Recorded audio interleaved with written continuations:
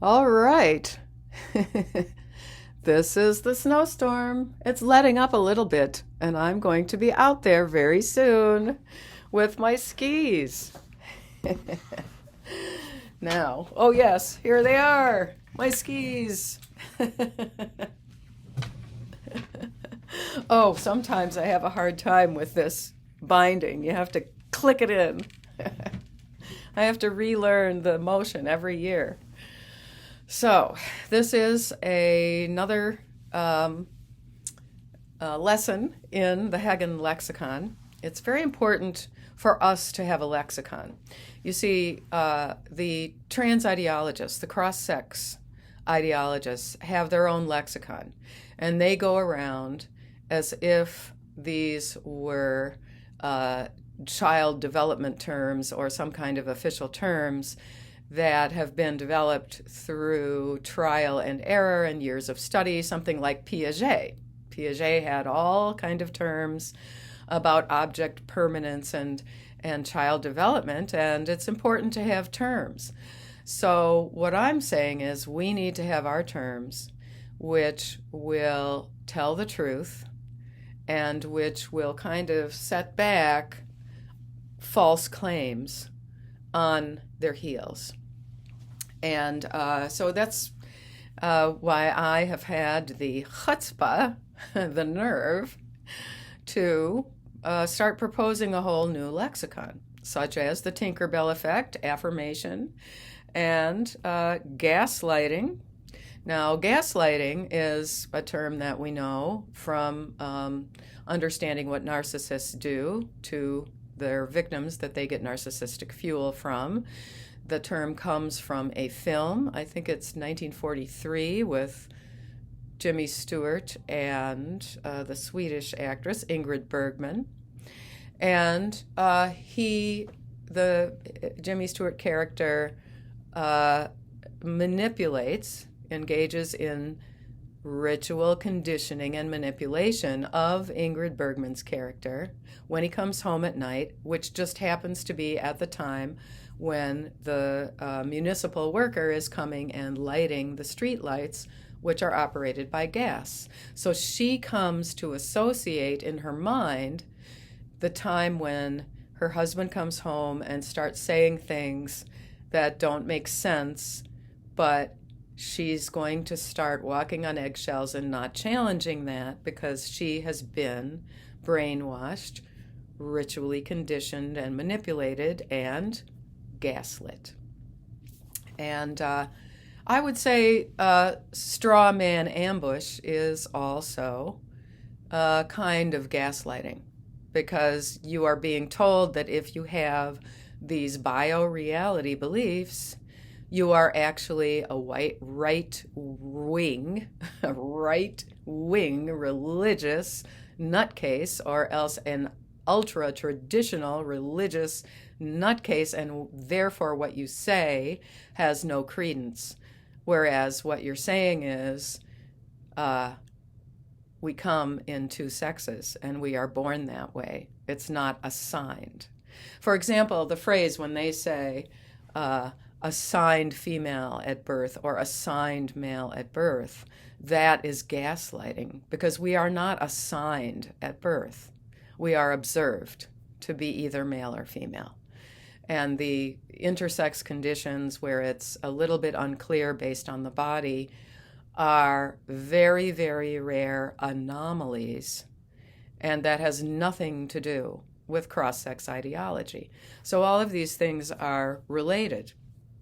Another piece of this, which comes from their terminology, is the idea that cross-dressing and going out and about and taking a new name and pretending that you are your opposite sex persona, that you've put on a mask and you are now the opposite sex and you're claiming to be the opposite sex.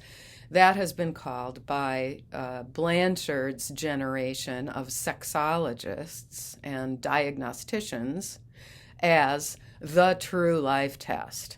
And that they thought was such a big deal. And I will push them back on their heels and say, no, because everybody knows. Everybody actually knows, and you yourself know, that what you are doing is appearing differently than your true self. Now, if your true self is a female who likes to wear more male looking or male associated clothes, then go do that. There's nothing that makes you into somebody else because you're doing it. I'm wearing a vest. I'm just wearing a shirt.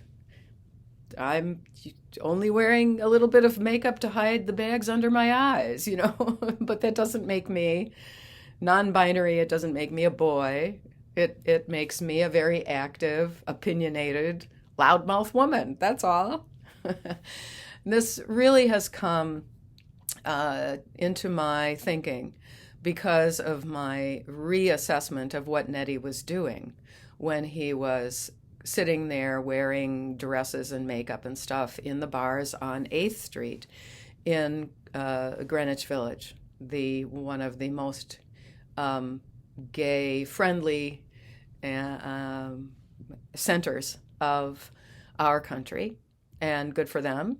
But I'm realizing that, I had been thinking a lot about whether or not he had access to pornography, because the younger trans widows are saying that typically their husbands, if they're making this declaration about their new identity after the trans widow has had a baby or a second baby or a third baby, and he's suddenly doing this, most of the guys have been watching a lot of pornography online.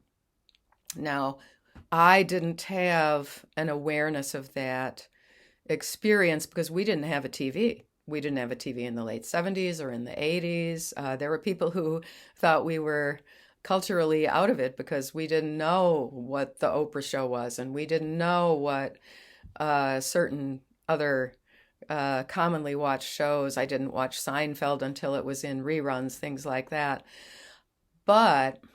And so I say to myself, well, I don't know if there was a porn connection with him, but the fact is the scene in those bars was a little bit like a pornography show, because there's a lot of sexual display. I'm just going to try to say that in as neutral a way as possible. In general, I've never heard of a bar where straight people are going, where it's hookup kind of a thing, or just where it's not catering to same-sex attracted men.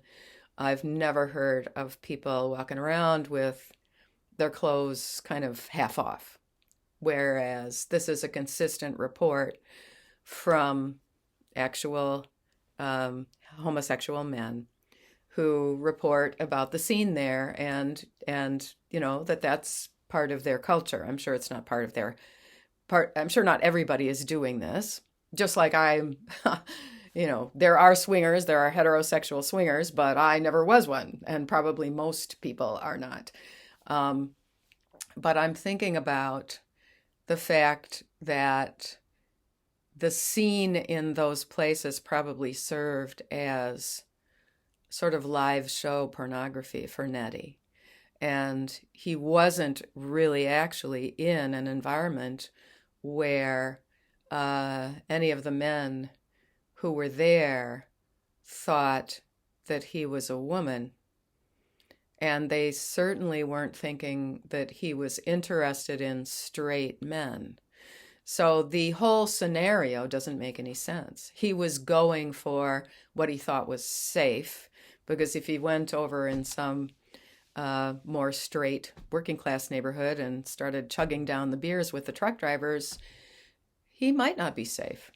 I don't want anybody to be unsafe. And I wouldn't even approach anyone, that you can tell, any man that you can tell that he's putting on makeup and frilly clothes and pretending to be a woman. You can just keep to yourself. Try not to let any girls or women go into the ladies' bathroom when he's in there, which he's going to try to do.